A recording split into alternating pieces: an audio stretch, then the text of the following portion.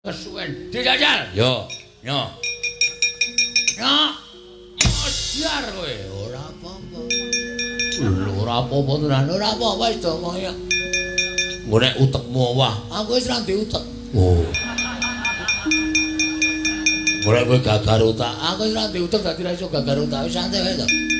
Pisan to. Yo, yo. Cak siramu tenani kowe. Mang tenani, guys. Oh. Biar kowe. Ayo. Lho wis e. Ora krasa. Wah. Ngece. Wah, setan ratatanan ora pindho. Ganjil wae kena. Manut. Ya ganjil kene. Ping telu. Waduh iki ora kebal sira aku. Resiko guys. Pecah siramu. Biar. Weh, ora apa-apa. Ya gentenan yo. Waduh.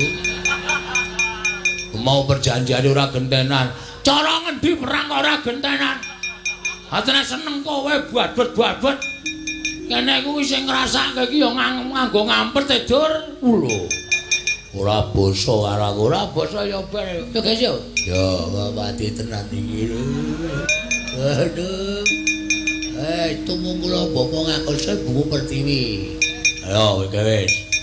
Kowe ora ngerti tangane Bagong mau nganggo ngantem sirah sapi winginane pecah dadi papat. Wah, cangkeme. Iki jenengane ngedonke mungsuh ngono kowe. Kowe ngomong kok, omong ning aku dadi tratapan kok. Nek sigar tenan, ora engko sigar ta plestere. Ya ora kena omong, langsung bet ngono. Langsung des. Semerah. Oh, kuwi ndonga barang. Wong iki arep tumindak apa-apa ki nganggo semerah. Ngono, Jawa kuwi. Ya. Ya wis, nyo. Dapat ya?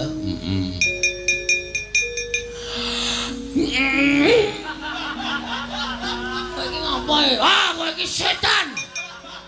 Nek wis ngampet ambegan ora sida. Ora apa-apa kok wis ngampet ambegan. Aku wis nerut ngono. Kaya wis piye ngono lho. Kene yo. Ben tak.